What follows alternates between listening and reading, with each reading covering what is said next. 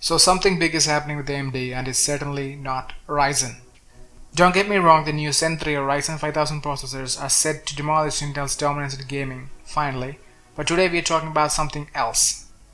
We are talking about what is happening with their graphic division, which is Radeon, and their latest series of graphic cards, the RX 6000 series or the big Navi. nvidia announced their groundbreaking RTX 3000 series graphic cards at the beginning of this month, and first reviews of 3080, their flagship GPU, will be dropping in just a few days.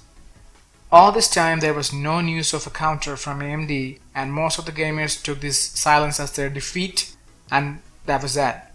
But a few days ago, finally a bunch of leaks concerning the RX 6000 or the Navi started to come out, and even pictures of an engineering sample which is used for testing purposes was revealed. In one of the leaks, a benchmark was shown, and in that we can see an unnamed AMD graphic card beating both a 2080 Ti and a 2080. This is actually not a surprise. When we take a look at the new consoles, especially Xbox Series X, we can see that it's close to a 2080 Super spec-wise. So if AMD can put a 2080 level GPU in a console which is power limited under 250 watts, it only takes common sense that AMD has already something that can challenge NVIDIA's 3070, 3080 and possibly even a 3090, although the last part is a bit of a stretch. So according to leaks from AutoGame, who is well known at this point, he's found some things, and according to him, AMD will launch a 6800 and 6800 XT first, followed by a 6700 and a 6700 XT. But the interesting thing is that AMD is planning to give double the RAM at the same price of an NVIDIA GPU.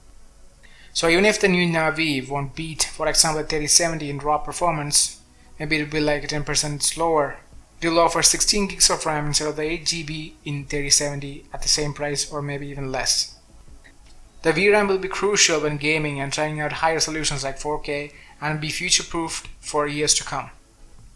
AMD is announcing RX 6000 series details on October 28th, and was severely bashed as they are only announcing the new line of GPUs when NVIDIA would have had launched their GPUs for over a month at that point.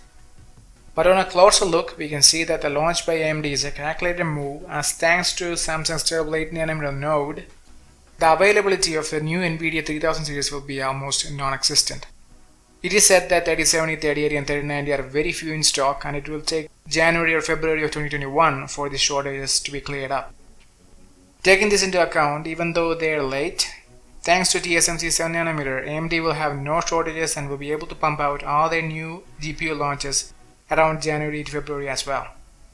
From all this, we can understand that even though NVIDIA knew there will be shortages like this, they rushed the 3000 series launch to take mindshare of gamers, knowing what AMD has in store.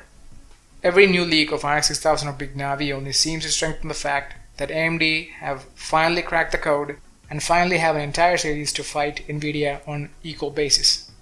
So like it or not, most of the people will get to see what Navi performs like, even if they don't want to buy an AMD graphics card, because sadly a 3070 or 3080 won't be available due to shortages I mentioned before. And also don't even dream that you can buy a 3070 for $500, as demand increases, so will the price. So expect that $500 to shoot up to what, $600, $650, who knows. Also understand that the first batch of cards will be heavily sought after, and will be sold in a couple of seconds after it becomes available. So with AMD coming back to the fold with their new GPUs, it's an exciting time for gamers, and if you have a 1060 or a 1080 or a 570, you are in for a treat. You will have more options to upgrade than ever before, and know that AMD coming back will ultimately be good for industry, as competition drives innovation. And in the long run, this is the best thing that can happen to end users.